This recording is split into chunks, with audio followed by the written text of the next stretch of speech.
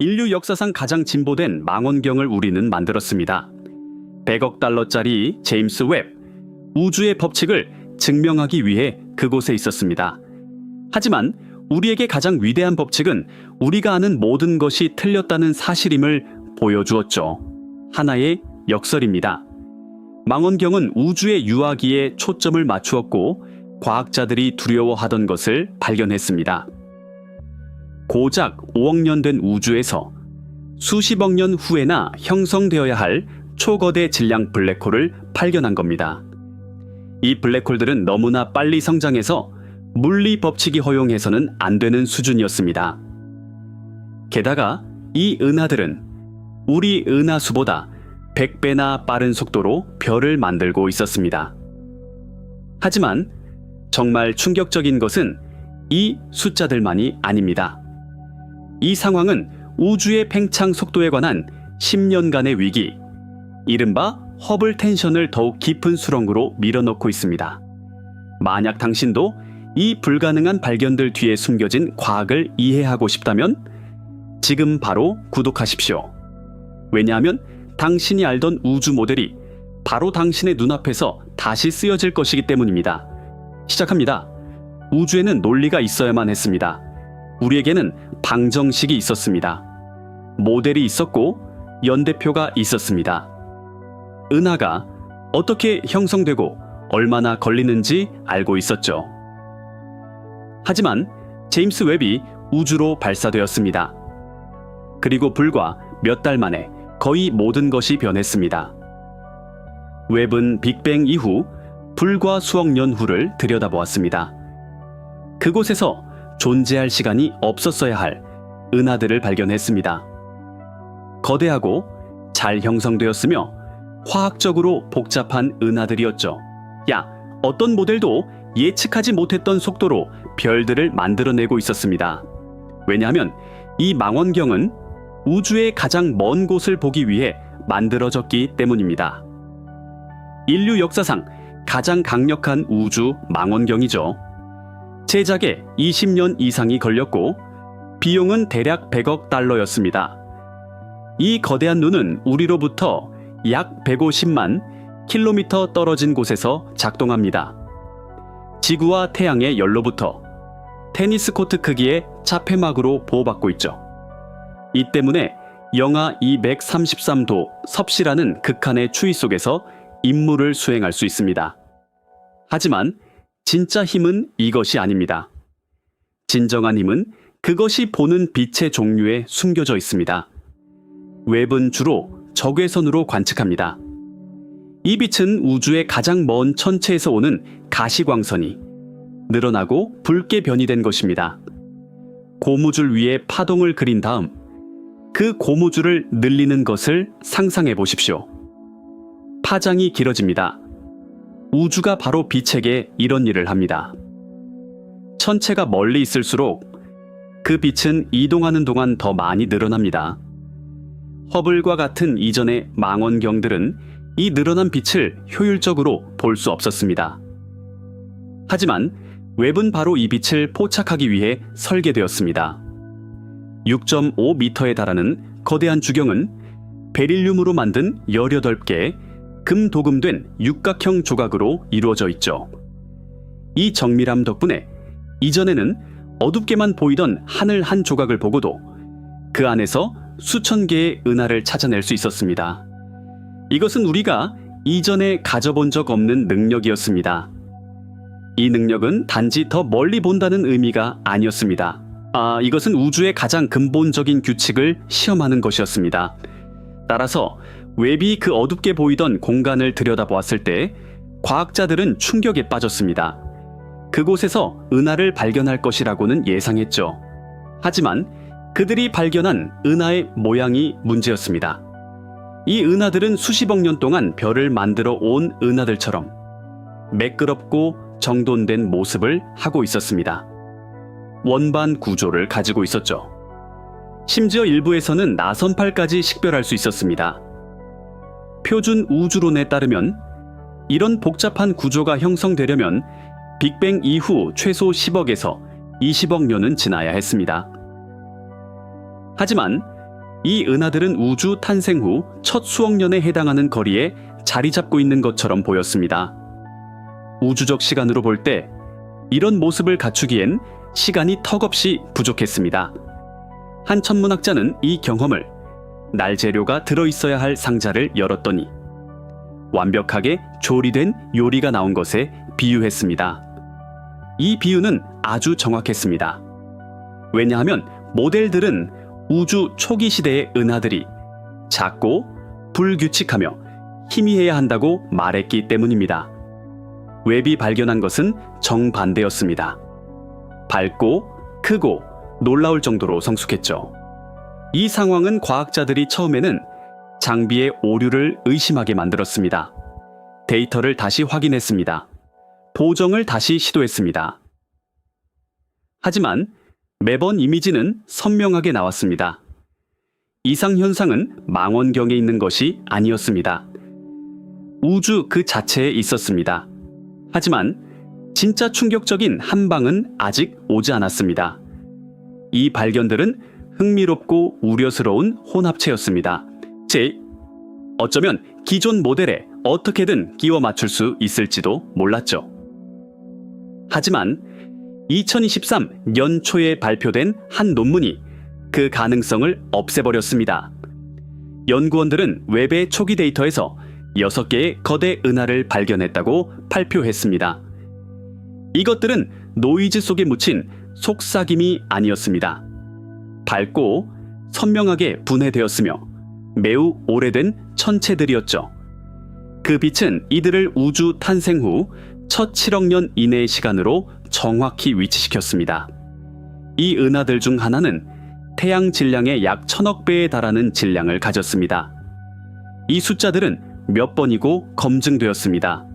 여러 다른 팀에 의해 재분석되었습니다. 그리고 결과는 변하지 않았습니다. 왜냐하면 이 6개의 은하는 우주론에서 아주 잘 알려진 한 가지를 산산조각 냈기 때문입니다. 그것의 이름은 항성 질량 함수입니다. 이 함수는 우주 역사의 어느 시점에서든 별들에서 얼마나 많은 질량을 발견할 것으로 기대해야 하는지를 설명합니다. 이것은 추정이 아닙니다. 기본 물리, 즉 중력이 가스를 얼마나 빨리 붕괴시키는지, 그리고 우주가 얼마나 오랫동안 팽창해 왔는지로부터 계산된 정확한 수학적 예측입니다. 그리고 이 6개의 은하는 이 함수를 너무나 격렬하게 위반하고 있어서 논문의 주저자 중 한 명은 이 상황을 선캄브리아 시대에서 공룡을 발견한 것에 비유했습니다. 이 은유는 신중하게 선택된 것이었습니다. 왜냐하면 이것은 단지 예상치 못한 것이 아니었기 때문입니다. 이것은 연대표와 구조적으로 불일치했습니다. 이 천체들은 그곳에 있어서는 안 되었습니다. 이 과학은 변칙적인 현상에 대처하기 위한 정립된 절차를 가지고 있습니다. 하지만 이 변칙 현상들은 모든 검증을 통과했습니다. 은하들은 실제했습니다. 그 질량은 거대했습니다. 그리고 그 나이는 불가능했습니다. 이 상황은 과학계의 균열을 만들었습니다. 일부 연구자들은 기존 모델을 약간 수정하면 이 결과들을 설명할 수 있다고 주장했습니다. 어쩌면 초기 우주의 별 형성이 우리가 생각했던 것보다 훨씬 더 효율적이었을지도 모릅니다. 하지만 다른 이들은 모델을 그렇게까지 변형하는 것은 설명하는 것과 같지 않다고 말했습니다. 만약 모델이 그렇게 특별한 방어를 필요로 한다면 그 모델 자체가 더 비판적으로 검토되어야 한다는 것이었죠. 이것은 단지 시작에 불과했습니다. 왜냐하면 이 은하들의 질량과 나이 문제는 데이터 속에 숨겨진 훨씬 더 근본적인 문제를 가리키고 있었기 때문입니다. 이 은하들을 그토록 빠르게 만든 것은 무엇인가라는 질문은 과학자들을 전혀 예상치 못한 곳으로 이끌게 될 것이었습니다. 왜냐하면 이 별들이 만들어낸 것은 단지 빛만이 아니었기 때문입니다. 그것은 단지 빛이 아니었습니다. 그것은 동시에 화학이었습니다. 우주의 모든 미래를 써 내려갈 화학 말입니다. 왜냐하면 이 불가능한 은하들은 단지 너무 크고 너무 일찍 형성된 것만이 아니었기 때문입니다. 동시에 화학적으로도 존재해서는 안 될 만큼 복잡했습니다. 이 상황은 과학자들이 우주의 가장 기본적인 연대기를 다시 검토하도록 만들었습니다. 그리고 그 연대기에 쓰인 것은 모델들이 말하는 것보다 훨씬 더 빠른 이야기였습니다. 왜냐하면 우주에는 역사가 있기 때문입니다. 이 역사는 원소로 쓰여 있습니다. 우주는 빅뱅 이후 첫 몇 분 동안 단 2가지 원소만을 생산했습니다. 수소와 헬륨, 그뿐이었죠. 하지만 오늘날 주위를 둘러보면 상황은 다릅니다. 당신이 숨쉬는 산소, 뼈 속의 칼슘, 피 속의 철분, 이들 중 어느 것도 처음에는 존재하지 않았습니다. 헬륨보다 무거운 모든 원소는 별들의 심장, 즉 핵융합 용광로에서 만들어져야만 했습니다. 이 별들이 수명을 다하고 폭발할 때 이 새로운 원소들을 우주 공간으로 흩뿌렸습니다. 그래서 다음 세대의 별들은 이 화학적으로 풍부해진 물질로부터 형성되었습니다. 각각의 순환은 우주의 화학적 복잡성을 증가시켰습니다. 하지만 이 과정에는 속도가 있습니다. 우리가 계산할 수 있는 속도죠. 웹은 이 속도가 완전히 틀렸다는 것을 보여주었습니다. 한 관측에서는 빅뱅 이후 불과 5억 년밖에 지나지 않은 은하에서 산소가 발견되었습니다. 표준 항성 진화 모델에 따르면 이 양의 산소를 축적하기 위해서는 최소 2배 이상의 시간이 필요했습니다. 이것은 마치 아기가 태어난 지 몇 시간 만에 마라톤을 뛰는 것과 같았습니다. 이 상황은 첫 세대 별들이 우리가 생각했던 것보다 훨씬 더 크고 에너지가 넘쳤을 수 있다는 가설을 낳았습니다. 하지만 이 화학적 혼란이 웹이 발견한 유일한 변칙 현상은 아니었습니다. 왜냐하면 은하들의 중심에는 훨씬 더 크고 훨씬 더 어두운 괴물이 숨어 있었기 때문입니다. 이 괴물은 초거대 질량 블랙홀이었습니다. 자, 관측 가능한 우주의 거의 모든 거대 은하 중심에 하나씩 존재합니다. 우리 은하수 중심에도 태양 질량의 약 400만 배에 달하는 궁수자리 A별이라는 블랙홀이 있습니다. 이 거대한 천체들은 주변의 가스와 먼지를 집어삼키고 때로는 다른 블랙홀과 합쳐지면서 수십억 년의 시간 규모에 걸쳐 성장한다고 여겨져 왔습니다. 이 모델은 아주 간단한 예측을 합니다. 아주 초기 우주에는 거대한 질량의 블랙홀이 없어야 한다는 것입니다. 왜냐하면 씨앗이 성장할 충분한 시간이 없기 때문입니다. 하지만 웹은 하나를 발견했습니다. 2023년 한 팀은 웹 데이터를 사용하여 태양 질량의 수백만에서 수천만 배에 달하는 블랙홀을 탐지했습니다. 이 블랙홀의 모은하는 그것을 빅뱅 이후 10억 년이 채 안 되는 시점에 위치시켰습니다. 이것이 어떻게 가능할까요? 왜냐하면 블랙홀이 물질을 흡수하는 속도에는 물리적인 한계가 있기 때문입니다. 이를 에딩턴 한계라고 부릅니다. 너무 빨리 먹으려고 하면 방출하는 복사압이 들어오는 물질을 밀어내 섭식을 늦춥니다.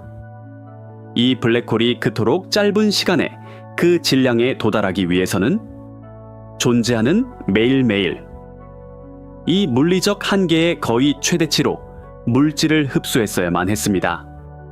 이것은 물리학이 허용하는 최고 속도로 한 번도 쉬지 않고 먹는 것과 같습니다.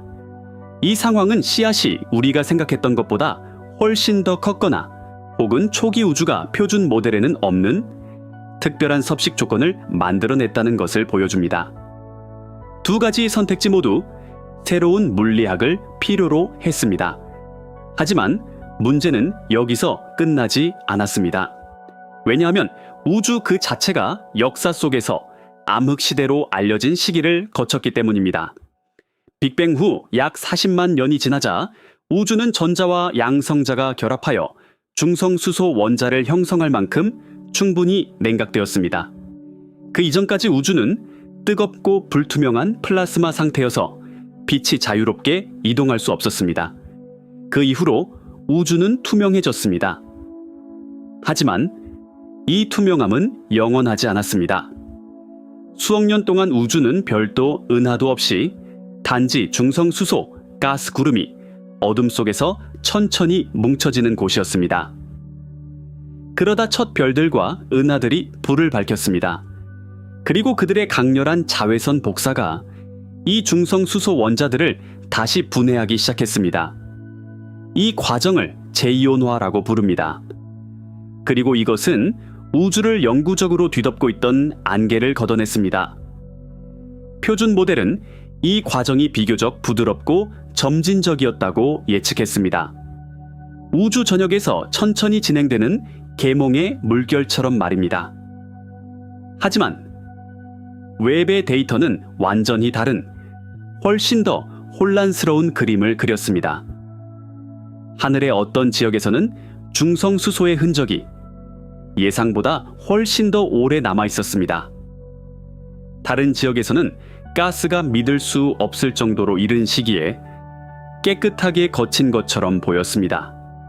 이처럼 제2요온화의 누덕누덕한 구조는 어떤 주요 모델도 예측하지 못했던 극단적인 수준이었습니다.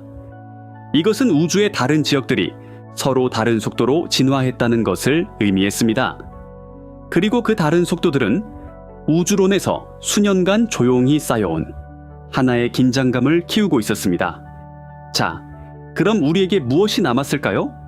너무 빨리 성장하는 은하들, 수십억 년 일찍 형성된 화학 원소들, 성장할 시간이 없었어야 할 거대 블랙홀들, 그리고 예상보다 훨씬 더 혼란스럽게 밝아진 우주. 이 개념들은 문제가 얼마나 깊은지를 보여줍니다. 하지만 이것들은 단지 이론적인 틀일 뿐입니다. 그렇다면 웹의 카메라에서 온 실제 이미지, 실제 데이터는 무엇을 말하고 있었을까요?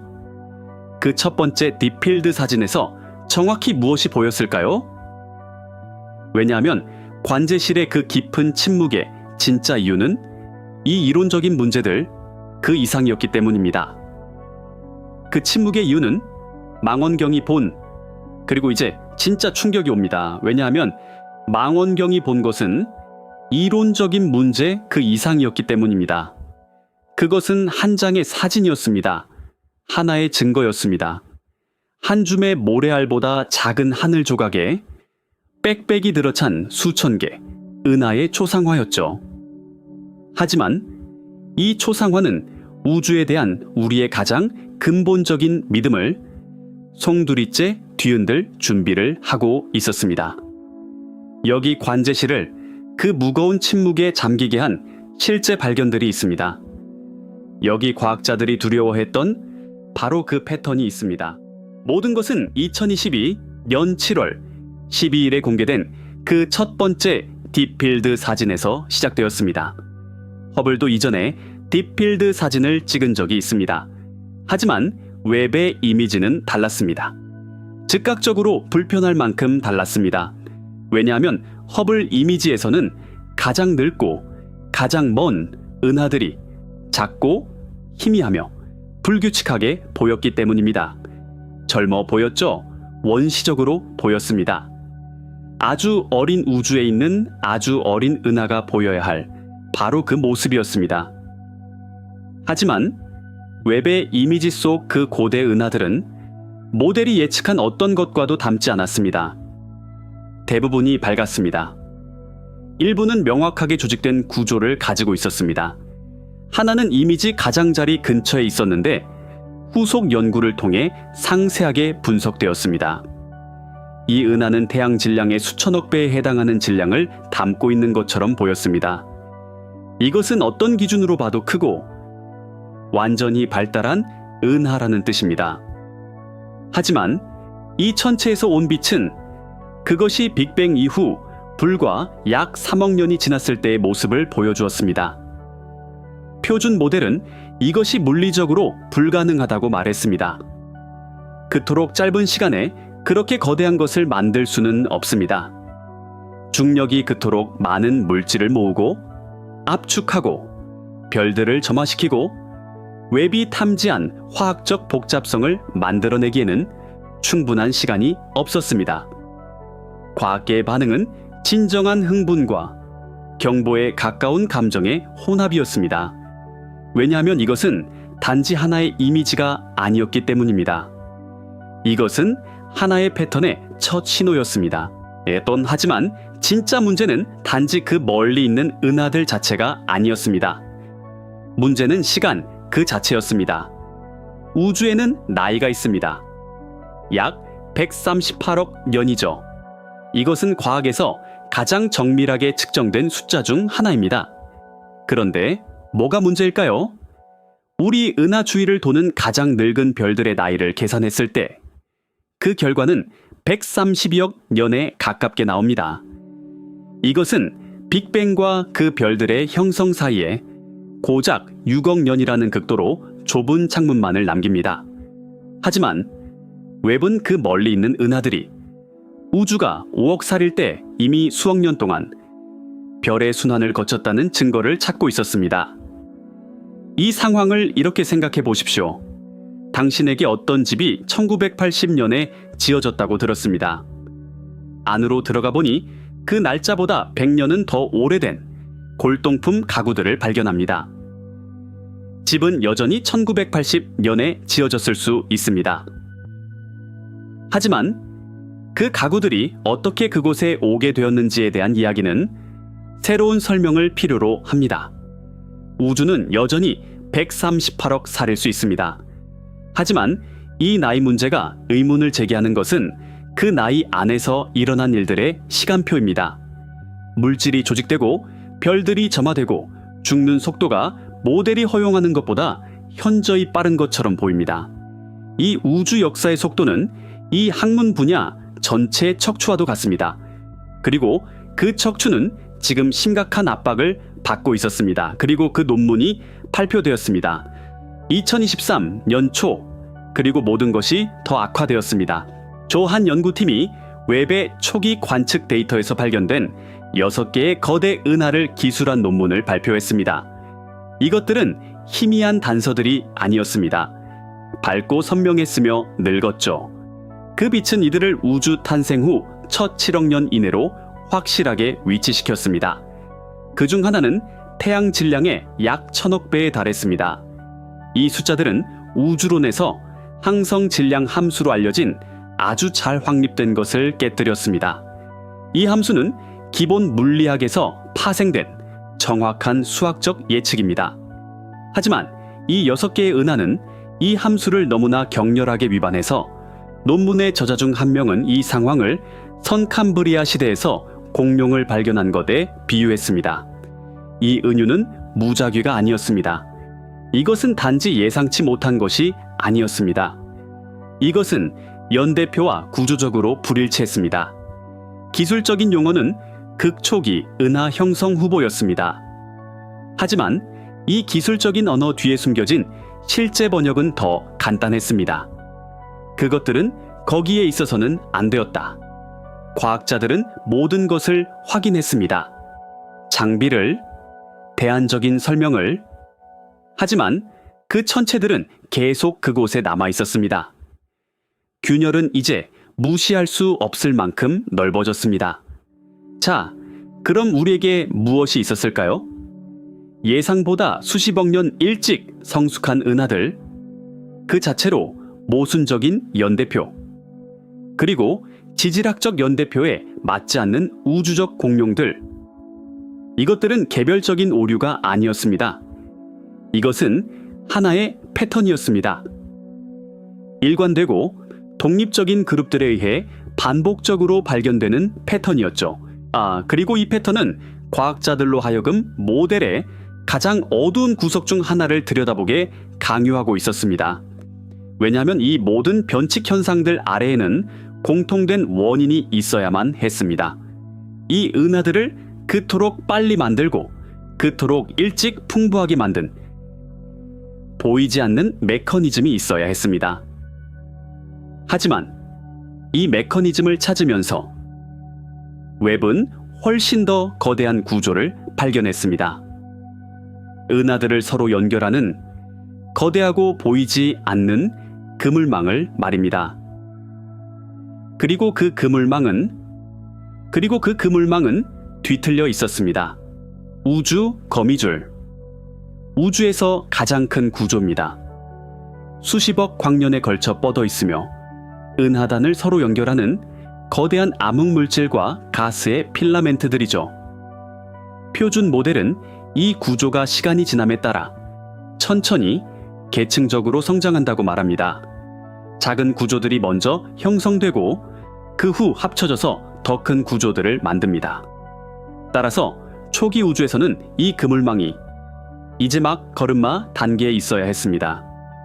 가늘고 연약한 실들, 겨우 정의된 군집들. 하지만 웹이 보았습니다. 그리고 그곳에 있어서는 안 될 구조를 발견했습니다. 빅뱅 이후 불과 4억 년밖에 지나지 않은 거리에서 원시 은하단처럼 보이는 것을 탐지했습니다. 이것은 거대 은하단의 초기 단계였습니다. 하지만 그 시점, 즉 4억 년 만에 우주는 그토록 많은 은하를 하나의 밀집된 지역에 모을 시간이 없었어야 했습니다. 이것은 10억 년은 더 텅 빈 땅이어야 할 곳에 완전히 포장된 도시가 나타나는 것을 보는 것과 같았습니다. 도시의 존재 자체가 원리적으로 불가능한 것은 아닙니다. 하지만 그 건설 속도가 규칙을 깨뜨리고 있었습니다. 이것은 웹이 계층적 병합 모델의 단계를 건너뛰었거나 혹은 기존 모델에서는 전혀 설명할 수 없는 시간 척도로 압축했음을 시사했습니다. 왜냐하면 이 가속을 유발할 수 있는 유일한 것은 암흑물질 자체의 행동이었기 때문입니다. 하지만 이것은 단지 가속화된 구조만이 아니었습니다. 동시에 빠르게 별을 만드는 구조이기도 했습니다. 왜냐하면 모델은 단지 은하가 언제 형성되는지만 말하는 것이 아니라 얼마나 빨리 별을 만들 수 있는지도 말하기 때문입니다. 별 형성에는 물리적인 속도 제한이 있습니다. 하지만 웹의 데이터는 초기 우주의 은하들이 이 알려진 물리적 한계를 넘어서는 것처럼 보이는 속도로 별을 만들고 있음을 보여주었습니다. 우주 시간의 첫 10억 년 이내에 관측된 한 은하는 자신의 크기에 맞는 천체에 대해 어떤 모델이 예측하는 것보다도 훨씬 더 높은 속도로 별을 형성하고 있었습니다. 이것을 좀 더 쉽게 설명해 보겠습니다. 우리 은하수는 오늘날 대략 1년에 1개에서 2개의 새로운 별을 만듭니다. 일부 폭발적 항성 형성, 은하들은 이 비율의 수백 배로 별을 만들 수 있습니다.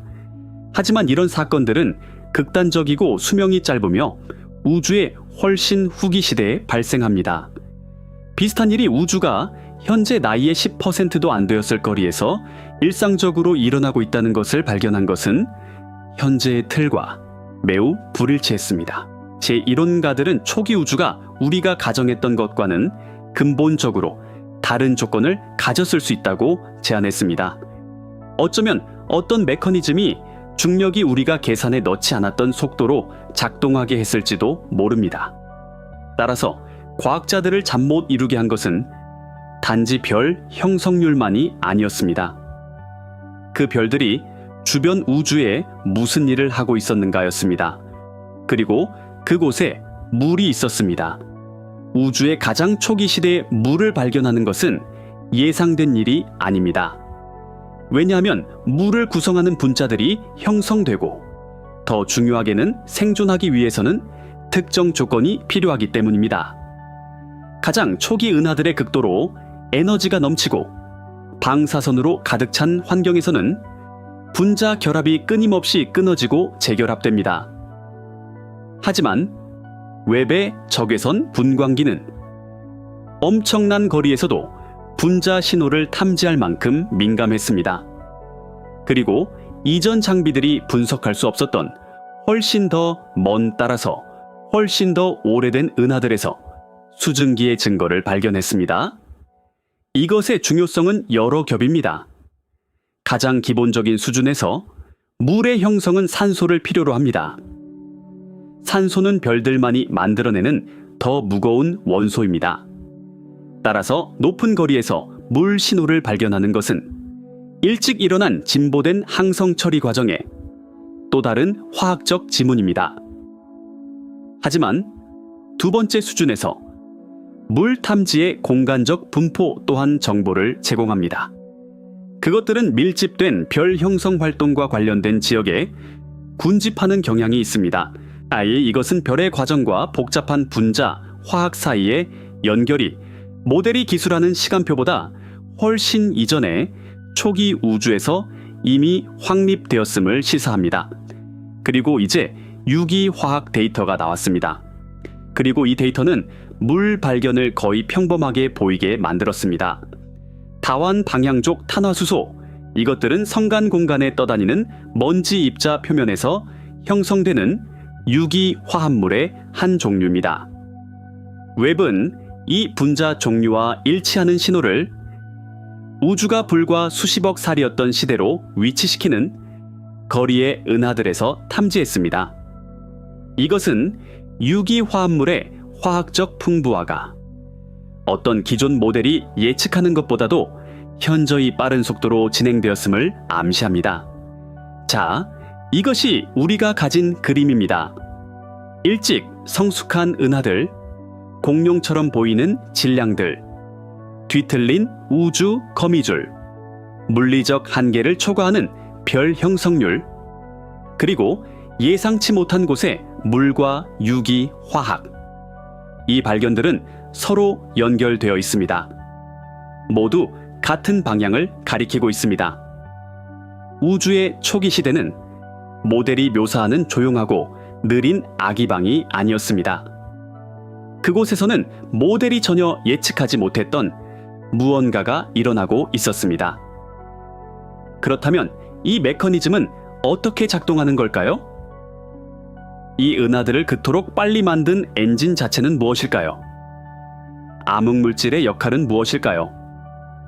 이 질문들에 대한 답을 찾기 위해 이제 우리는 이 발견들 뒤에 있는 물리학, 즉 그 엔진의 기술적인 세부 사항으로 들어가야 합니다. 왜냐하면 그 세부 사항들 속에 단지 이 변칙 현상들뿐만 아니라 우주 자체의 미래에 대한, 하지만 이 엔진은 어떻게 작동하는가? 이렇게나 많은 변칙 현상들이 동시에 나타나는 배후의 물리적 메커니즘은 무엇일까요? 지금까지 우리가 본 충격적인 발견들은 이야기의 표면에 불과합니다. 하지만 그 표면 아래에는 우주의 근본적인 작동 방식에 대한 깊고 기술적인 논쟁이 자리 잡고 있습니다.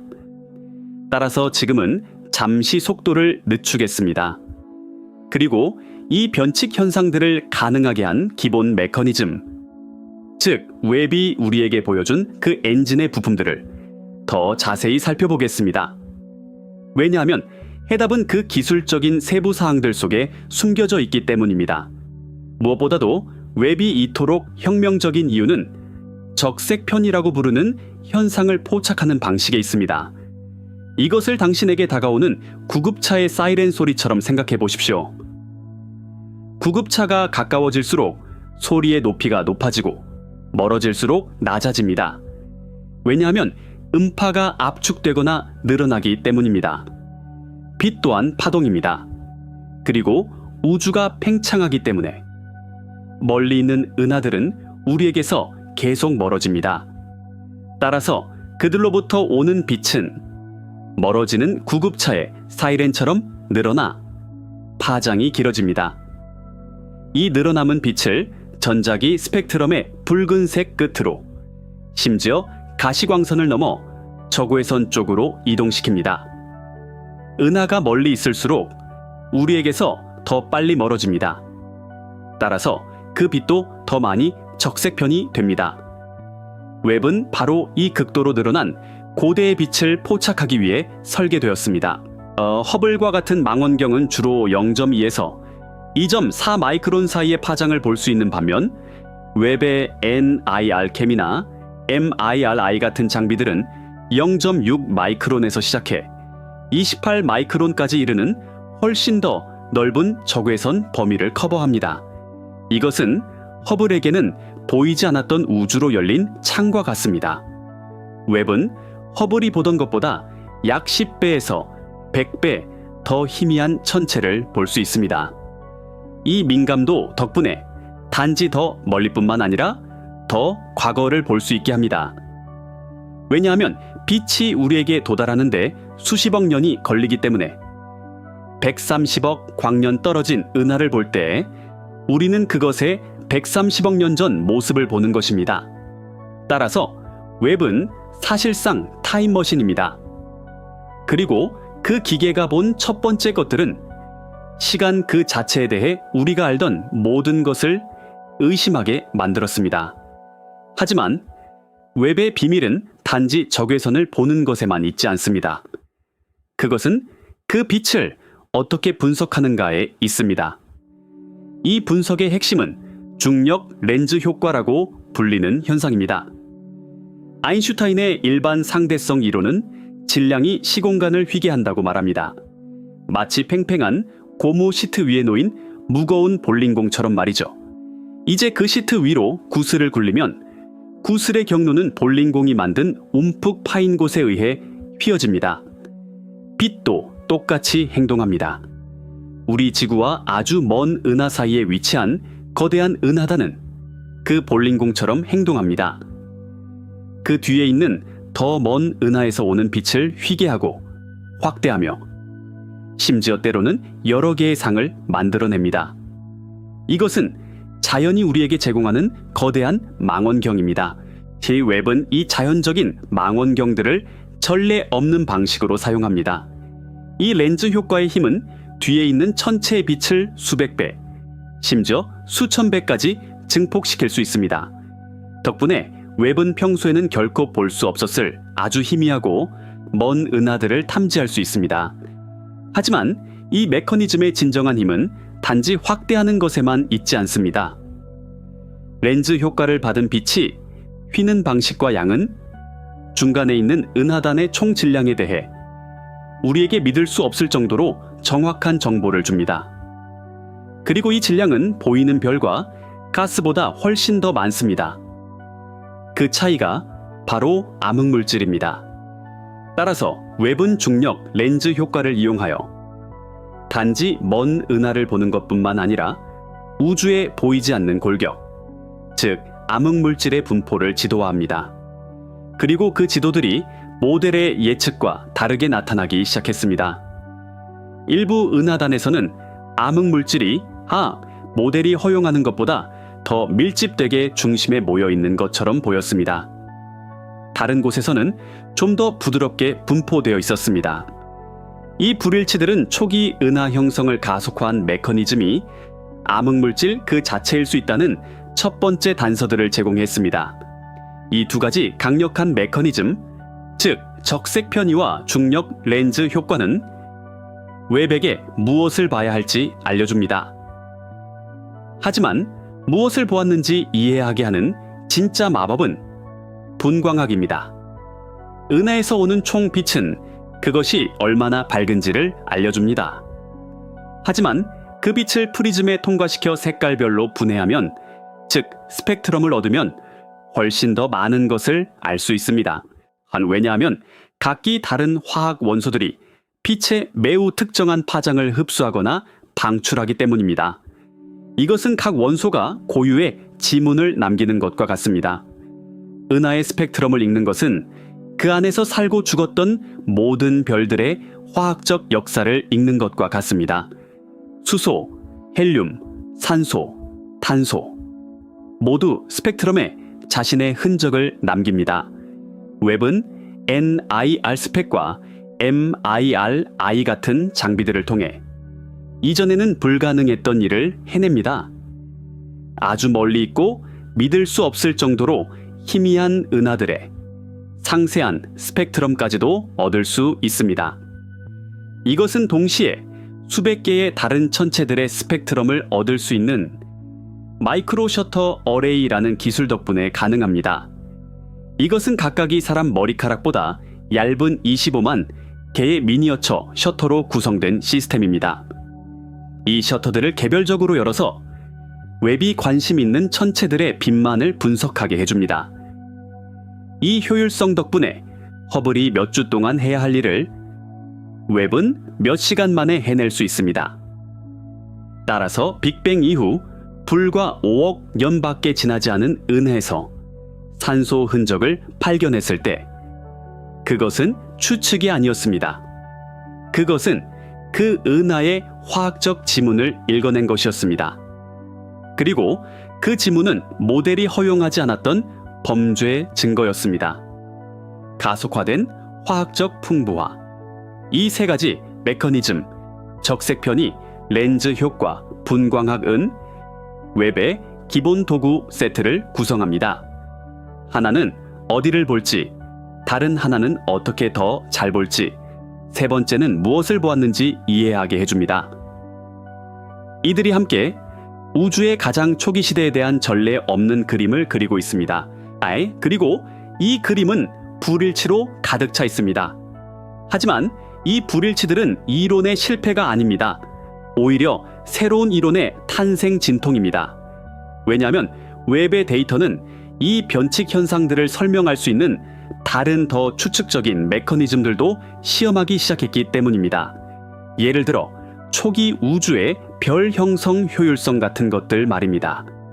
어쩌면 첫 별들이 우리가 생각했던 것보다 훨씬 더 효율적으로 가스를 별로 전환시켰을지도 모릅니다. 혹은 어쩌면 블랙홀의 성장 메커니즘이 완전히 달랐을지도 모릅니다. 하지만 이 모든 기술적인 세부 사항들을 넘어 웹은 또 다른 것을 측정하고 있습니다. 그리고 이 측정은 현대 우주론에서 가장 큰 긴장감, 가장 큰 위기를 더욱 심화시킬 수 있습니다. 왜냐하면 그 측정은 우주의 팽창 속도 그 자체와 관련이 있기 때문입니다. 그리고 그 속도는 모든 것을 연결하거나 혹은 모든 것을 갈라놓는, 그리고 그 속도는 모든 것을 갈라놓는 수수께끼였습니다. 이 수수께끼의 이름은 허블 텐션입니다. 현대 우주론의 심장부에 있는 이 위기는 우주의 현재 팽창 속도를 측정하는 두 가지 기본 방법이 고집스럽게 다른 결과를 내놓는 것에서 비롯됩니다. 이것은 마치 한 사람의 키를 두 개의 서로 다른 신뢰할 수 있는 줄자로 재고 물 수 없는 차이를 발견하는 것과 같습니다. 첫 번째 방법은 우주의 유아기 사진인 우주 마이크로파 배경 복사를 사용합니다. 이 복사의 패턴을 분석하는 물리학자들은 초기 우주의 팽창 속도를 계산하고 알려진 물리학을 사용하여 오늘날의 값을 추정할 수 있습니다.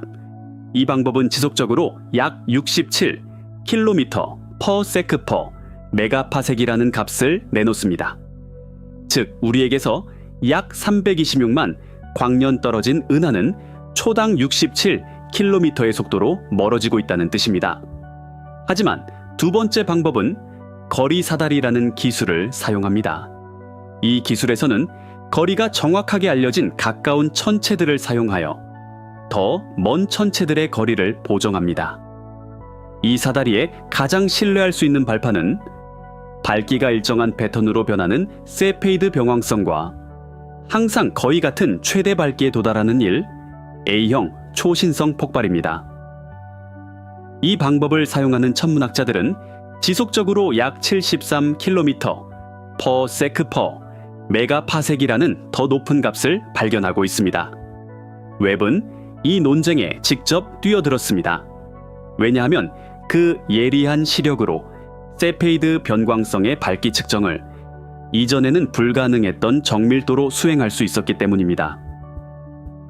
만약 이 긴장의 원인이 근처 별들이 이미지를 흐리게 만드는 것과 같은 측정 오류였다면 웹은 그것을 밝혀냈을 것입니다.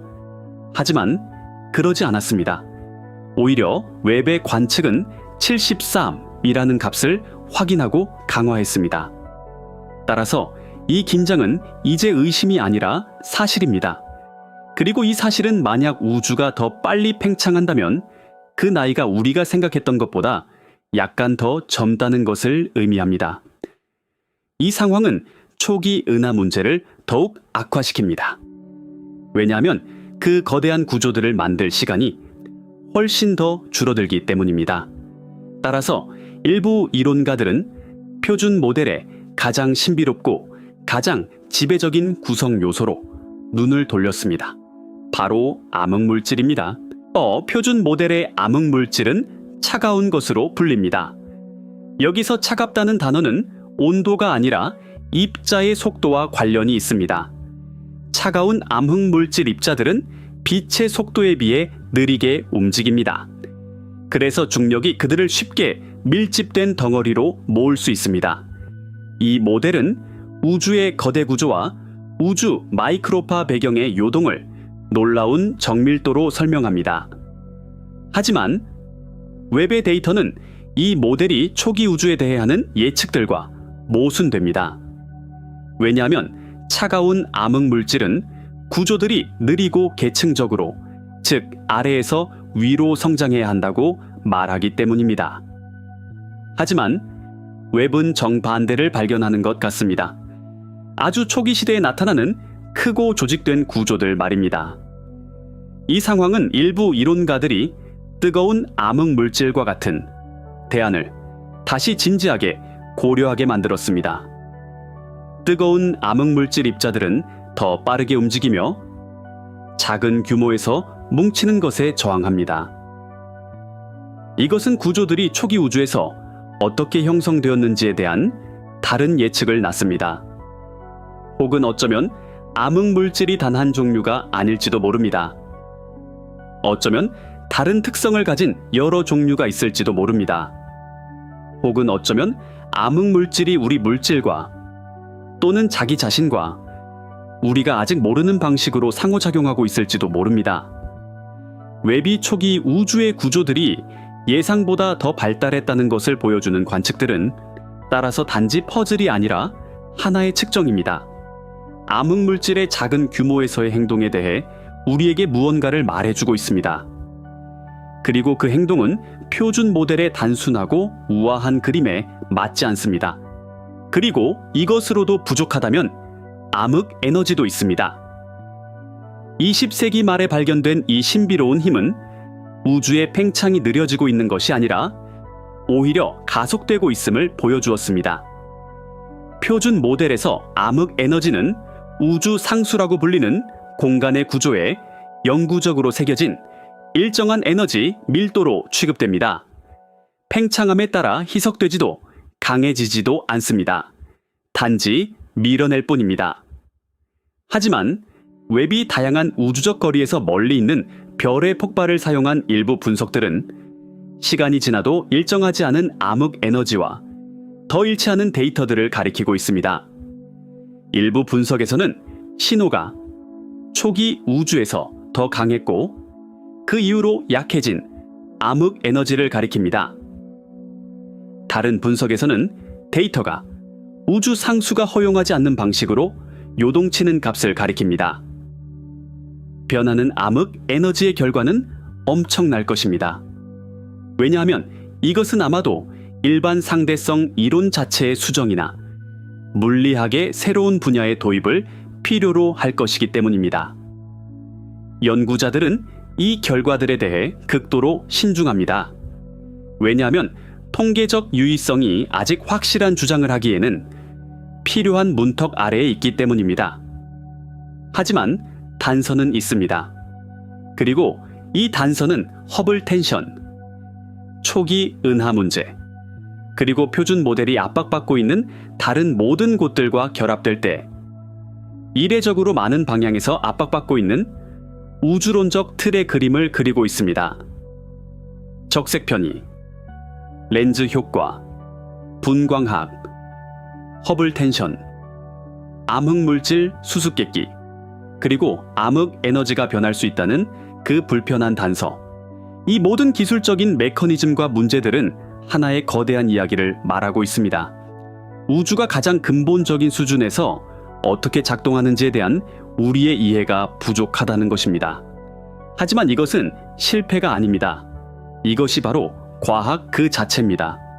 왜냐하면 이 변칙 현상들 각각은 자연이 우리에게 여기를 보라, 여기 네가 이해하지 못하는 것이 있다고 말하는 방식이기 때문입니다. 그리고 이제 이 변칙 현상들 각각을 한데 모아 웹이 드러낸 통합된 그림, 그 정점을 바라볼 시간입니다. 왜냐하면 이 조각들이 합쳐질 때 나타나는 그림은 개별 조각들의 합보다 훨씬 더 충격적이기 때문입니다. 이제 우리가 가진 데이터로 가장 불편한 질문들을 던질 준비가 되었습니다. 만약 모델 자체가 아니라 모델이 세워진 근본적인 가정이 틀렸다면 어떨까요? 만약 우주의 구조가 우리가 생각했던 것보다 그리고 이제 진짜 폭풍이 몰아칩니다.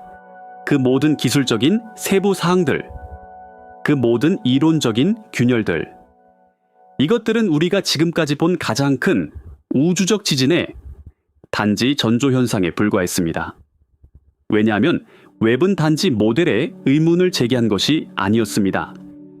웹은 모델이 불가능하다고 말했던 것들을 하나하나 사진으로 찍었습니다. 그것은 현실이었습니다. 이미지들이 그곳에 있었습니다. 그리고 그 이미지 속 모든 픽셀은 우주론의 기초를 폭파하는 증거였습니다. 이제 속도를 최대로 올립니다. 왜냐하면 이제 이론이 아니라 그 이론들을 무너뜨린 역사에 남을 상상조차 할 수 없는 발견들 그 자체를 이야기할 것이기 때문입니다. 제 안전벨트를 매십시오. 왜냐하면 이제 우리는 과학의 가장자리 미지의 심장부를 향해 전속력으로 나아갈 것이기 때문입니다. 첫 번째 충격파, 충돌하는 은하들. 10억 년에 해당하는 거리에서 병합 중인 은하계들이 선명하게 포착되었습니다. 그것도 예상보다 몇 배나 더 높은 빈도로 말입니다. 이미지에는 한 은하에서 다른 은하로 뻗어있는 중력 상호작용으로 뜯겨나간 별과 가스로 이루어진 조석꼬리가 있었습니다. 서로를 향해 뻗은 물질의 다리가 있었습니다. 충돌의 영향으로 형태가 뒤틀린 원반들이 있었습니다. 이것들은 가까운 중력적 조우에 의심할 여지없는 흔적들이었습니다. 왜냐하면 이 상황은 첫 은하들의 분포가 모델이 허용하는 것보다 훨씬 더 밀집되어 있었다는 것을 보여주었기 때문입니다. 더 밀집된 시작은 더 많은 충돌을 의미했습니다. 더 많은 충돌은 더 빠른 성장을 의미했습니다. 이것은 직접적으로 암흑물질 분포 문제와 초기 우주 거미줄 문제로 연결되었습니다. 그리고 한 관측이 모든 것을 한 단계 더 나아가게 했습니다. 웹은 그 거리에서 병합 중이며 거대한 현대 은해에 필적할 만한 항성 질량을 포함하는 시스템을 발견했습니다. 이 규모의 사건을 우주 탄생 후 첫 10억 년 이내에 발견하는 것은 현재 사용되는 어떤 시뮬레이션의 예측 범위를 완전히 벗어나는 것이었습니다. 과학계는 흔들렸습니다. 왜냐하면 이것은 단지 변칙 현상이 아니었기 때문입니다. 이것은 은하 진화의 가장 근본적인 엔진, 즉 병합이 우리가 생각했던 것보다 수십억 년이나 먼저 전속력으로 작동하고 있었다는 증거였습니다. 하지만 이것은 단지 시작에 불과했습니다. 두 번째 타격, 제2온화. 하지만 폭풍처럼 표준 모델은 우주를 뒤덮고 있던 중성수소 안개를 걷어낸 이 과정이 느리고 점진적이며 비교적 부드러웠다고 말했습니다. 이 과정은 빅뱅 이후 약 10억 년이 지나서야 완료되어야 했습니다. 웹은 우주의 그 시기를 다른 방향에서 바라보았습니다. 그리고 역사상 처음으로 제2온화 과정이 믿을 수 없을 정도로 누덕누덕하고 혼란스러웠다는 것을 보여주었습니다. 이것은 혁명이었습니다. 왜냐하면 어떤 방향에서는 중성수소 안개가 예상보다 수억 년 더 오래 남아 있었다는 흔적들이 있었기 때문입니다. 하지만 다른 방향에서는 가스가 믿을 수 없을 정도로 이른 시기에 표준 연대표가 허용하는 것보다 훨씬 이전에 깨끗해진 것으로 보였습니다. 이것은 마치 방의 어떤 구석은 즉시 밝아지는데 다른 구석은 몇 시간 동안 어두운 채로 남아있는 것과 같았습니다. 이 정도 수준의 공간적 변동성을 무엇이 만들어낼 수 있었을까요? 답은 응집이었습니다. 초기 우주의 어떤 지역들은 분명히 계획보다 훨씬 앞서서 주변의 거대한 우주 공간을 이온화시키기에 충분한 자외선 복사를 방출하는 이례적으로 밀집되고 강력한 초기 은하 집단을 포함하고 있었습니다. 이 은하들은 중성 안개 속에 거대한 투명성 거품들을 만들고 있었습니다. 이것은 모델이 예측했던 부드럽고 질서 있는 그림을 대체하는 훨씬 더 격렬하고 불규칙한 우주였습니다. 과학자들은 충격에 빠졌습니다. 왜냐하면 이 누덕누덕한 구조는 우주의 다른 지역들이 다른 시간에 다른 속도로 진화했다는 것을 의미했기 때문입니다. 이것은 이후의 모든 우주 진화에 영향을 미치는 초기 조건이었습니다. 그리고 그 조건은 우리가 아는 어떤 모델과도 맞지 않았습니다. 그리고 그가 나타났습니다. 역사의 가장자리에 있는 블랙홀, 불가능했다. 하지만 그곳에 있었습니다. 초거대 질량 블랙홀은 수십억 년에 걸친 느린 섭식 과정으로 성장한다고 여겨졌습니다. 따라서 우주 탄생 후 첫 10억 년 이내의 수천만, 심지어 수억 태양 질량의 블랙홀을 발견하는 것은 물리적으로 불가능해 보였습니다. 하지만 웹은 2023년에 바로 그것을 해냈습니다. 빅뱅 이후 10억 년이 채 되지 않은 시점의 은하 중심에서 태양 질량의 수천만 배에 달하는 블랙홀을 탐지했습니다. 이것은 기록적인 발견이었습니다. 역사상 그토록 이른 시기에 발견된 가장 큰 블랙홀 중 하나였죠. 이 괴물을 그토록 짧은 시간에 만들기 위해서는 알려진 물리 법칙에 따르면 존재하는 모든 순간 동안 에딩턴 한계라고 불리는 최대 섭식 속도로 멈추지 않고 물질을 삼켰어야만 했습니다. 이것은 마치 한 사람이 태어나는 순간부터 매초 물리적으로 먹을 수 있는 최대량의 음식을 한 번도 쉬지 않고 먹는 것과 같았습니다. 거의 불가능한 시나리오였죠. 이 발견은 모든 과학 저널의 헤드라인을 장식했습니다. 왜냐하면 두 가지 가능성 중 하나를 가리켰기 때문입니다. 블랙홀의 씨앗이 별의 붕괴로 생기는 것들보다 훨씬 더 큰 직접 붕괴와 같은 이국적인 메커니즘으로 형성되었거나 혹은 초기 우주가 블랙홀이 이 물리적 속도 제한을 초과할 수 있도록 하는 우리가 아직 이해하지 못하는 초효율적인 섭식 조건을 만들었거나 두 선택지 모두 새로운 물리학을 의미했습니다. 그리고 웹이 이 새로운 물리학을 요구하는 발견들은 연이어 나오고 있었습니다. 하지만 가장 큰 지진은 아직 오지 않았습니다. 그 6개의 은하, 우주적 공룡들, 2023년 초에 발표된 그 논문, 바로 그 순간이 모든 것이 바뀐 순간이었습니다. 웹의 데이터에서 발견된 6개의 거대 은하, 그들을 특별하게 만든 것은 단지 나이만이 아니었습니다. 단지 우주 탄생 후 첫 5억에서 7억 년 사이에 속한다는 것만이 아니었죠. 그들을 불가능하게 만든 것은 그들의 질량이었습니다. 하나는 태양 질량의 1000억 배에 달했습니다. 이것은 우리 은하수 은하의 오늘날 질량과 거의 같은 값입니다. 하지만 그것은 우주가 현재 나이의 단 3%밖에 되지 않았을 때 이 크기였습니다. 이 6개의 은하는 그 시기에 우주에 존재해야 할 총 항성 질량의 양, 즉 항성 질량 함수를 말 그대로 산산조각 냈습니다.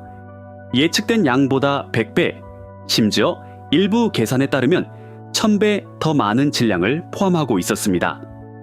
논문의 주 저자 에리카 넬슨의 그 유명한 말은 상황을 요약했습니다. 이것은 선캄브리아 시대에서 공룡을 발견한 것과 같습니다. 이것은 단지 놀라움이 아니었습니다. 이것은 연대표 자체가 근본적으로 잘못되었을 수 있다는 것을 의미했습니다. 논문이 발표되었을 때 과학계는 마치 둘로 나뉜 것 같았습니다. 일부는 이것이 측정 오류여야 한다고 주장했습니다. 하지만 그 후 몇 주 동안 10여 개가 넘는 독립적인 팀들이 같은 데이터를 내려받아 자신들의 분석을 수행했습니다.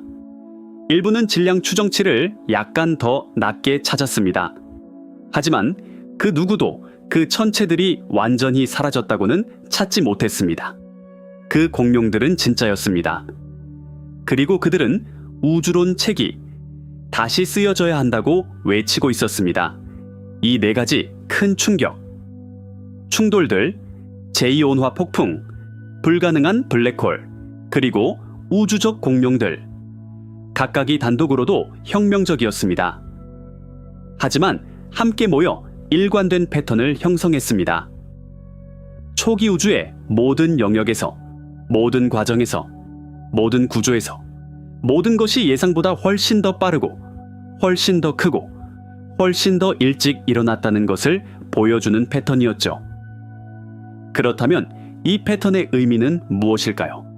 이 모든 조각들이 합쳐졌을 때 우주에 대해 우리에게 무엇을 말하고 있을까요? 이것은 단지 몇몇 모델을 조정해야 하는 상황일까요? 아니면 훨씬 더 근본적인 무언가일까요? 왜냐하면 웹의 데이터에 숨겨진 또 다른 변칙 현상이 있었기 때문입니다. 아마도 모든 것 중에서 가장 깊은 것, 우주의 구조 그 자체와 관련된 변칙 현상 말입니다. 그리고 그 변칙 현상은 모든 것을 연결하거나 혹은 모든 것을 영원히 갈라놓을 수 있는 열쇠가 될 수 있었습니다. 왜냐하면 그 열쇠는 우주의 가장 근본적인 상수 중 하나가 사실은 전혀 상수가 아닐 수도 있다는 것을, 그리고 그 열쇠는 우주의 가장 근본적인 상수 중 하나가 사실은 전혀 상수가 아닐 수도 있다는 것을 속삭이고 있었습니다. 이것은 지금까지 가장 깊고 가장 불편한 단서였습니다. 왜냐하면 이것은 단지 은하가 어떻게 형성되었는지에 대한 것이 아니었기 때문입니다. 이것은 우주 그 자체의 본질에 대한 것이었습니다. 이 모든 변칙 현상들, 이 가속화된 진화, 이 불가능한 구조들 모두가 하나의 가능성을 가리키고 있을 수 있습니다.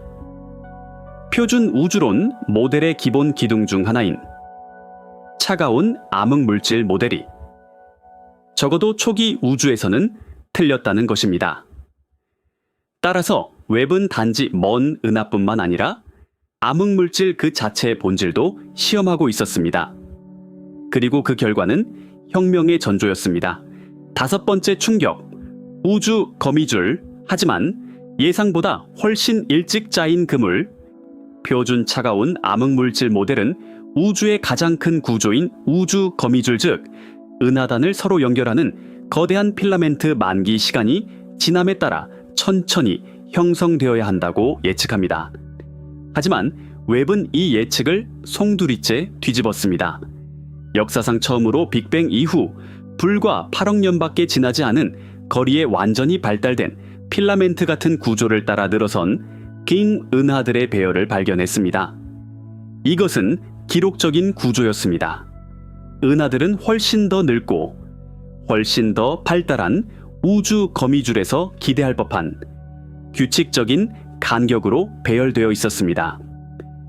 이 구조가 실제라면, 그리고 여러 팀이 일관된 신호를 발견했다면, 그렇다면 중력은 초기 우주에서 어떤 기존 시뮬레이션이 예측하는 것보다도 더 빨리 작동하고 있었습니다. 이것이 어떻게 가능할까요? 모델이 고려한 것보다 더 많은 물질이 있었거나, 혹은 물질이 중력 붕괴를 강화하는 방식으로 분포되어 있었거나, 혹은 아주 초기 우주의 팽창 역사에 우리가 가정했던 것과 다른 무언가가 있었거나, 과학계는 이 발견에 흔들렸습니다. 왜냐하면 이것은 단지 몇몇 은하가 일찍 형성된 문제가 아니었기 때문입니다. 이것은 그 은하들을 형성하는 골격 그 자체, 즉 암흑물질 구조가 모델이 허용하는 것보다 수십억 년이나 먼저 제자리에 있었다는 증거였습니다. 이것은 전체 구조가 근본적으로 잘못되었을 수 있다는 것을 의미했습니다. 그리고 6번째 파도가 왔습니다. 중력 렌즈 효과. 하지만 숫자들이 틀렸습니다. 중력 렌즈 효과는 암흑물질을 보는 가장 직접적인 방법입니다. 그리고 웹의 이 분야에서의 관측들은 표준 모델의 예측과 정확히 일치하지 않는 결과들을 내놓았습니다. 몇몇 은하단에서 렌즈 효과의 기하학과 강도에서 추론된 암흑물질 분포가 동등한 크기와 나이의 은하단에 대한 시뮬레이션 예측과 일치하지 않았습니다.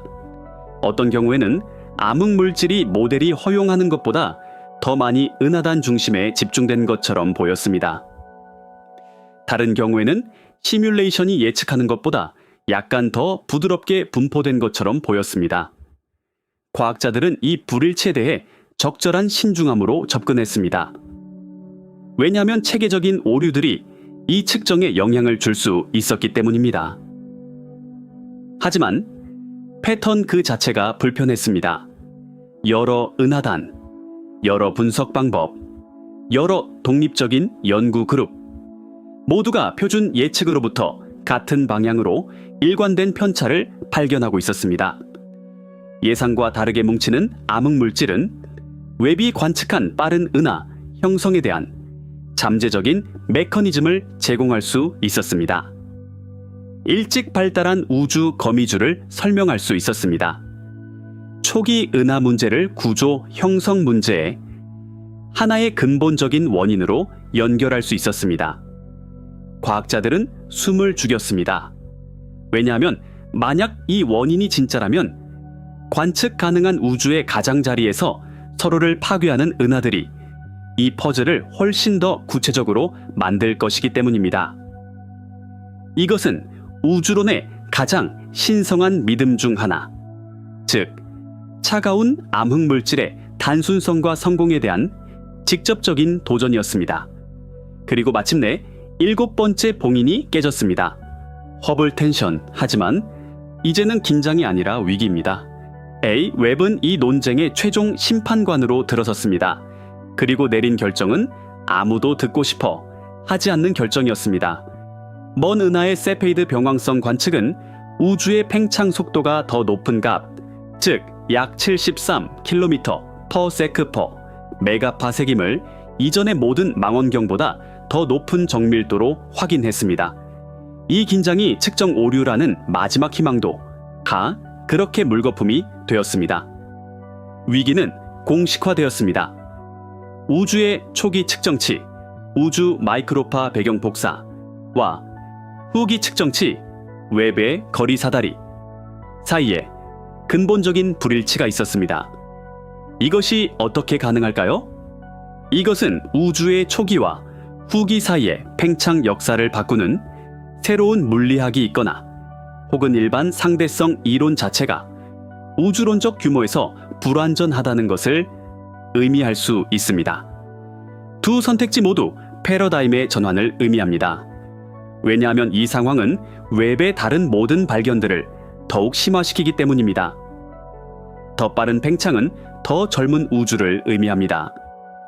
더 젊은 우주는 그 불가능한 은하들과 블랙홀들을 만들 시간이 훨씬 더 적다는 것을 의미합니다.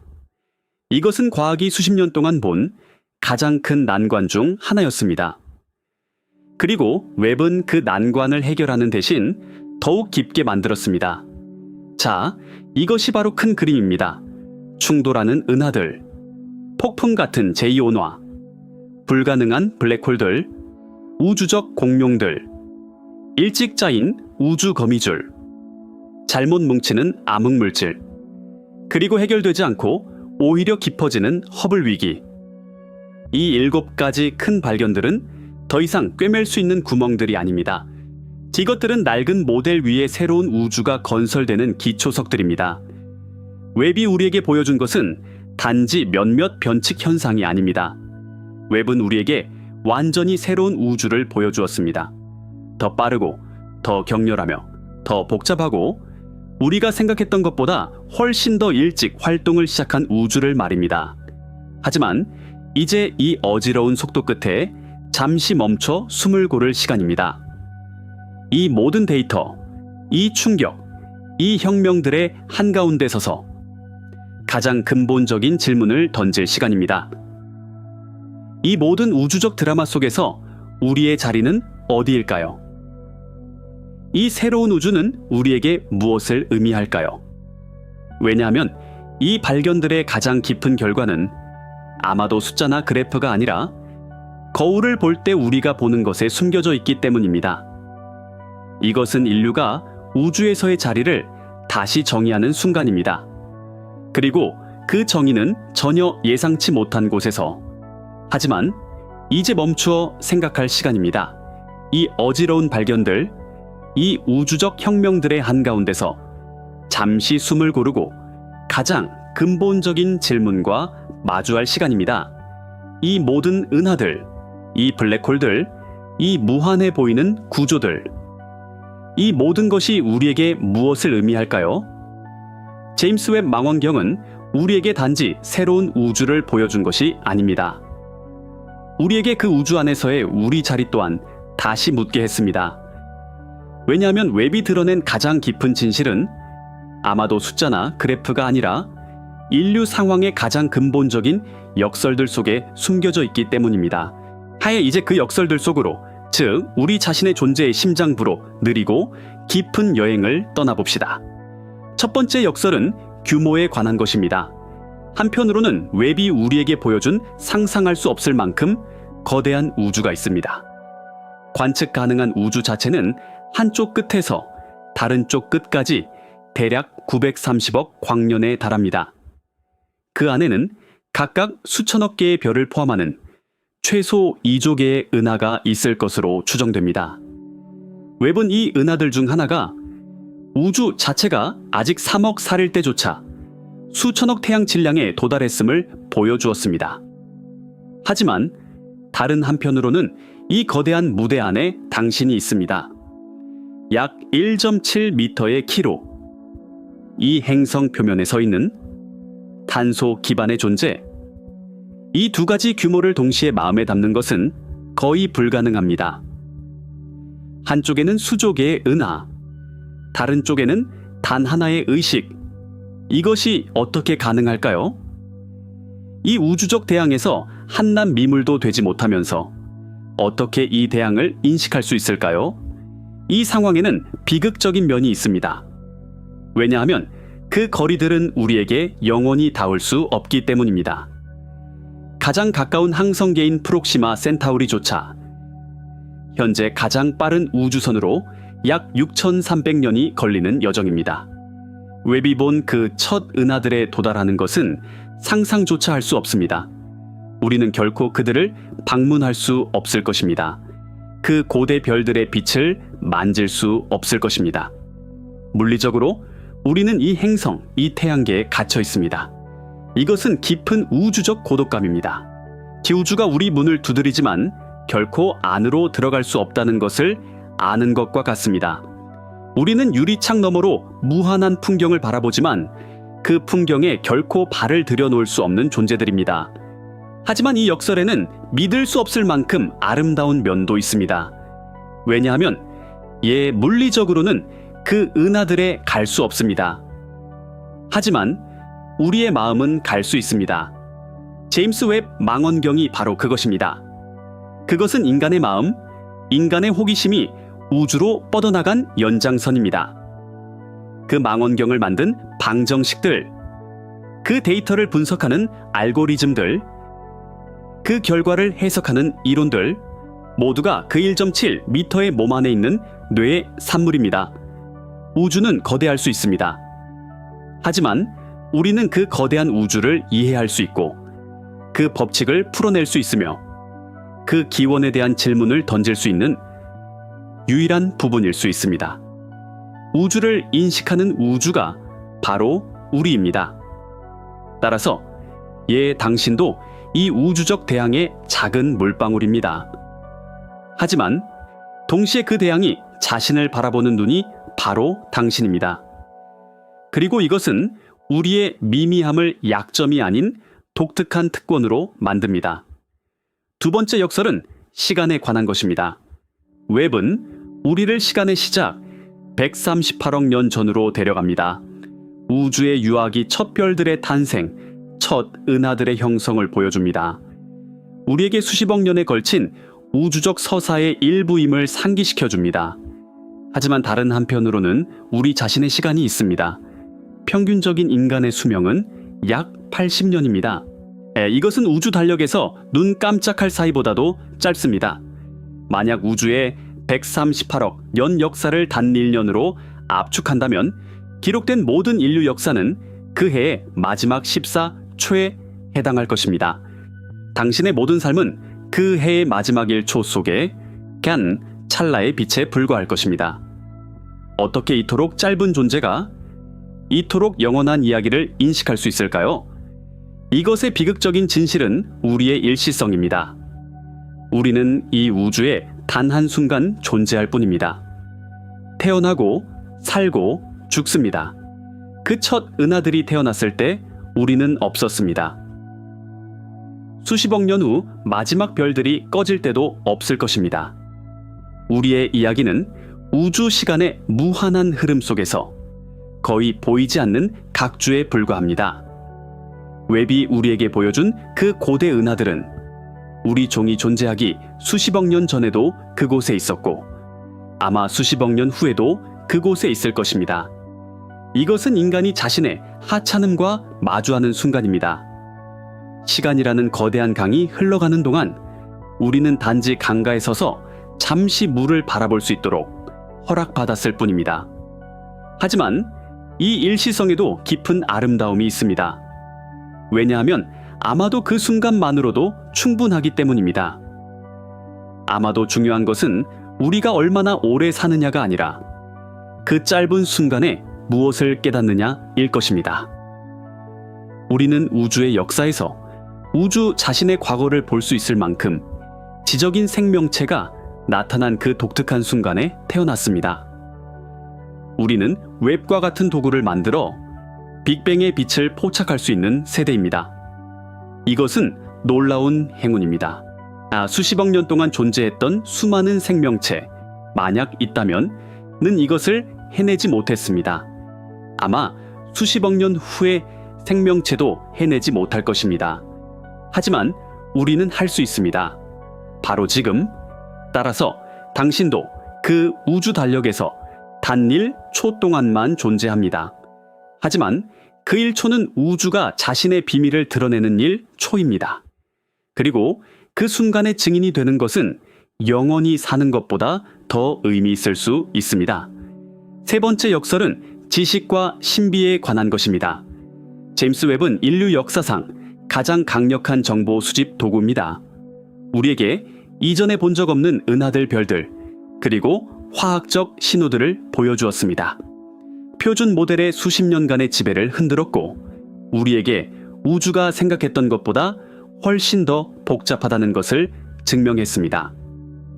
모든 새로운 이미지, 모든 새로운 데이터 세트는 우리 지식의 경계를 더욱 확장합니다. 하지만 동시에 그것이 푸는 모든 수수께끼 대신 훨씬 더 크고 더 깊은 수십 개의 새로운 수수께끼를 던져줍니다. 웹은 우리에게 답을 주기 위해 만들어졌습니다. 하지만 그것이 한 가장 위대한 일은 우리에게 이전에 묻는 것조차 생각하지 못했던 새로운 질문들을 묻게 가르친 것입니다. 초기 은하들은 어떻게 그렇게 빨리 성장했을까? 암흑 물질은 실제로 무엇일까? 암흑 에너지는 왜 존재하는가? 모든 대답은 왜? 라는 질문으로 이어집니다. 이것이 어떻게 가능할까요?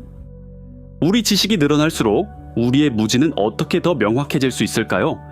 이 상황의 비극적인 면은 아마도 우리가 궁극적인 답에 결코 도달하지 못할 것이라는 점입니다. 아마도 우주는 본질적으로 인간의 마음이 완전히 이해하기에는 너무 복잡할 것입니다. 아마도 모든 새로운 발견의 층은 그 아래에서 더 복잡한 층이 드러나는 무한한 양파와 같을 것입니다. 이것은 수평선을 향해 달리는 것과 같습니다.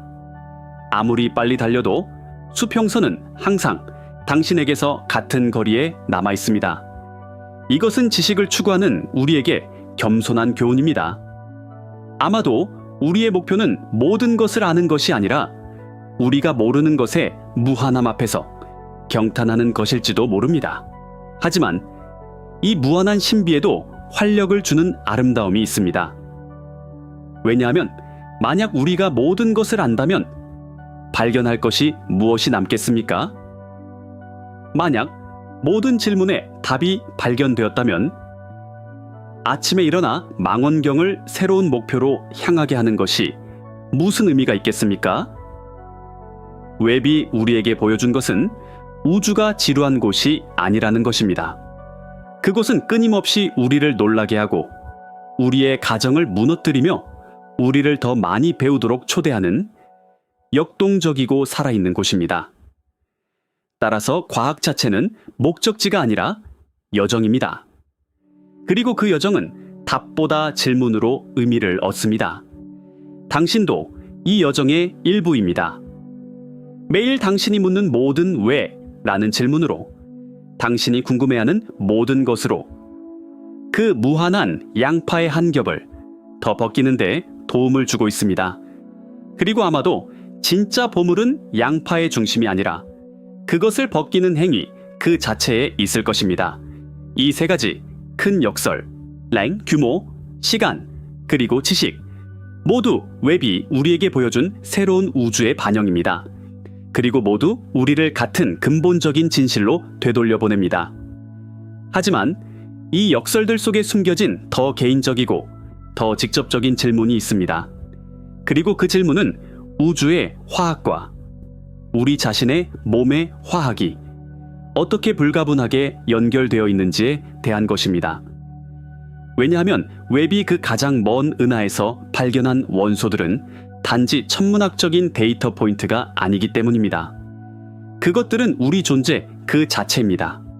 그리고 이 연결을 이해했을 때 우주와의 우리의 관계는 그리고 이 연결을 이해했을 때 우주와의 우리의 관계는 영원히 변합니다. 왜냐하면 웹이 그 가장 먼 은하에서 발견한 그 화학적 지문들은 단지 천문학적인 데이터 포인트가 아니기 때문입니다. 그것들은 우리의 기원 이야기입니다. 산소, 탄소, 철.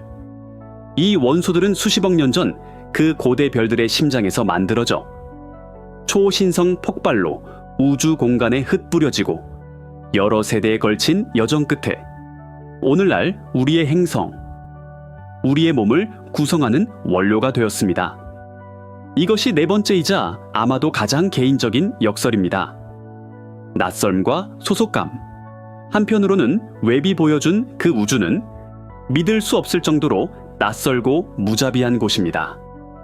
영하 270 도의 공허, 강렬한 방사선 폭풍, 모든 것을 삼키는 블랙홀. 그곳은 우리처럼 연약한 탄소 기반 생명체를 위해 설계된 곳이 아닙니다. 우리는 이 우주의 기준에서 변칙적인 존재입니다. 아이어 보호막 같은 대기, 액체 상태의 물, 그리고 안정적인 별의 은혜로 이 우주적 대양에 보호받는 작은 섬에서 사는 추방자들입니다. 바깥 우주는 우리에게 치명적인 사막입니다.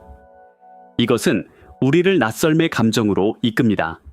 마치 우리가 우주의 큰 일부가 아닌 것처럼, 단지 운 좋게 살아남은 우주적 사고처럼 말입니다. 이것의 비극적인 진실은 이 낯설미 어느 정도는 사실이라는 것입니다. 우주의 대부분은 생명에게 극도로 적대적인 환경입니다.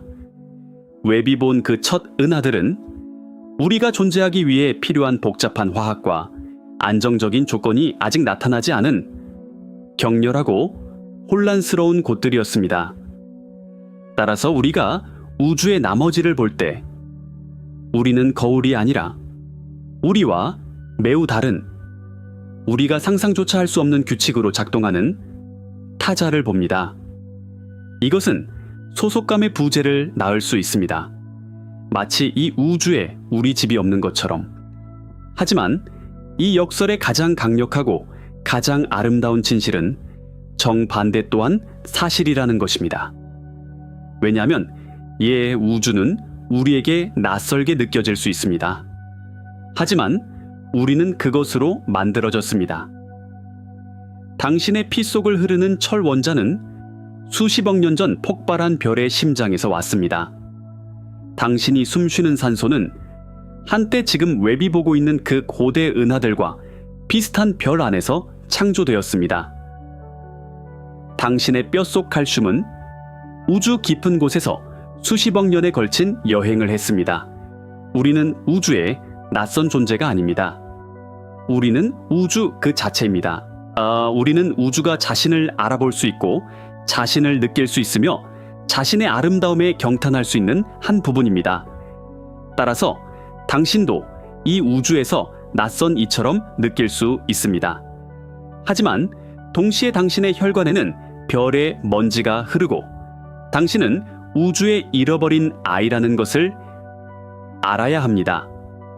그리고 아마도 집이란 우주의 특정 장소가 아니라 이 깊은 연결을 이해하는 순간일 것입니다. 그리고 마지막 역설은 침묵과 메시지에 관한 것입니다. 수십 년 동안 우리는 하늘을 들어왔습니다. 다른 지적 생명체로부터 올 신호, 메시지를 희망하며 거대한 전파 망원경을 사용해왔습니다. 하지만 지금까지 우리가 찾은 것은 거대한 침묵뿐입니다. 우주는 지적 생명에 관해서는 조용해 보입니다. 이것은 페르미 역설로 알려진 유명한 질문을 제기합니다. 만약 우주가 이토록 크고 늙었다면 왜 우리는 혼자인가? 왜 다른 이들의 증거를 보지 못하는가? 이 우주적 침묵은 인간의 우주에서의 위치를 묻게 하는 섬뜩한 느낌입니다. 이 침묵의 비극적인 면은 아마도 우리가 정말로 혼자라는 사실과 마주해야 한다는 것입니다. 아마도 지적 생명은 믿을 수 없을 정도로 드문 현상일 것입니다. 아마도 수많은 행성들 중에서 이 복잡성 수준에 도달한 유일한 종이 우리일 것입니다. 이것은 우리 어깨에 엄청난 무게를 지웁니다. 왜냐하면 이것은 우주의 모든 희망, 모든 꿈, 그리고 모든 의식이 이 작고 창백한 푸른 점 위에 연약한 한 종에 달려 있다는 것을 의미할 수 있기 때문입니다. 만약 우리가 실패한다면 우주가 자신을 이해할 기회는 영원히 사라질 수 있습니다. 이것은 상상할 수 없을 만큼 큰 책임입니다. 하지만 이 침묵에도 다르고 더 깊은 메시지가 있을 수 있습니다. 왜냐하면 아마도 우주는 우리에게 말로 이야기하고 있지 않기 때문입니다. 아마도 우주의 메시지는 전파 신호가 아니라 물리학 그 자체에, 별들의 빛에, 은하들의 구조에 숨겨져 있을 것입니다. 웹이 우리에게 보내는 모든 이미지는 그 메시지의 일부입니다. 그 메시지는 우리에게 우주가 질서 있고 예측 가능하며 무엇보다도 이해 가능하다는 것을 말해줍니다. 그 메시지는 우리에게 같은 기본 법칙들이 130억 광년 떨어진 은에서도 우리 실험실에서도 유효하다는 것을 보여줍니다. 아마도 우주가 우리에게 보내는 가장 큰 메시지는 이것일 것입니다. 너는 혼자가 아니다. 왜냐하면 너는 나의 일부이기 때문이다. 그리고 너는 나를 이해할 수 있다. 따라서 당신도 그 우주적 침묵 속에서 외로움을 느낄 수 있습니다. 하지만 동시에 웹이 포착한 모든 광자 하나하나가 우주가 당신에게 보내는 개인적인 편지라고 생각할 수도 있습니다. 그리고 그 편지들을 읽으며 우리는 우주와의 가장 깊은 대화를 나누고 있는 것입니다. 이 모든 발견들, 이 어지러운 여정의 끝에서 우리는 관제실의 그 과학자들처럼 느낄 수 있습니다. 한편으로는 우주가 얼마나 크고 얼마나 오래되었으며 얼마나 무관심한지를 보며 느끼는 미미함과 슬픔, 다른 한편으로는 이 모든 것을 이해할 수 있고 이 거대한 구조의 일부이며 그 비밀을 풀 수 있는 존재라는 사실에서 오는 놀라운 힘과 경이로움. 아마도 이 두 감정 모두가 맞을 것입니다. 아마도 인간이란 바로 이 두 감정이 교차하는 지점에 서 있는 것일 겁니다. 우주적 고아라는 비극과 별들로 만들어졌다는 기적. 이제 우리의 여정도 막바지에 다다랐습니다. 웹이 우리에게 보여준 새로운 우주의 충격적인 발견들과 깊은 철학적 성찰들을 모두 보았습니다. 규모, 시간, 지식, 소속감, 그리고 침묵의 역설들을 여행했습니다. 이제 우리는 우리가 하찮으면서도 값을 매길 수 없고 일시적이면서도 영원의 증인이며 외로우면서도 우주와 불가분의 전체라는 것을 압니다. 제임스 웹 망원경은 우리에게 단지 우주의 그림을 제시한 것이 아닙니다. 그것은 우리에게 우리 자신을 바라볼 거울을 주었습니다. 그리고 그 거울에서 본 것은 복잡하고 모순적이지만 무엇보다도 희망으로 가득 차 있습니다. 이제 이 여정에서 배운 모든 것을 한데 모아 마지막으로 한번 이 새로운 우주에서의 우리 위치의 궁극적인 의미를 바라볼 시간입니다. 왜냐하면 웹의 가장 위대한 유산은 아마도 미래에 발견할 것들이 아니라 오늘 우리 안에 일가은 그 무한한 호기심과 경이로움이기 때문입니다. 그리고 그 감정은 우리를 인간으로 만드는 이 여정에서 우리는 우주가 얼마나 크고 복잡한지 보았습니다. 하지만 제가 말하지 않은 것이 있습니다. 만약 이 3차원의 현실이 단지 2차원 표면에 쓰인 환상이라면 어떨까요? 우주는 홀로그램일 수 있을까요? 제 다음 여정에서는 현실 그 자체에 의문을 던질 것입니다. 과학자들이 증거를 찾고 있는 이 상상조차 할 수 없는 이론에 깊은 곳으로 들어가 보겠습니다. 준비되셨습니까?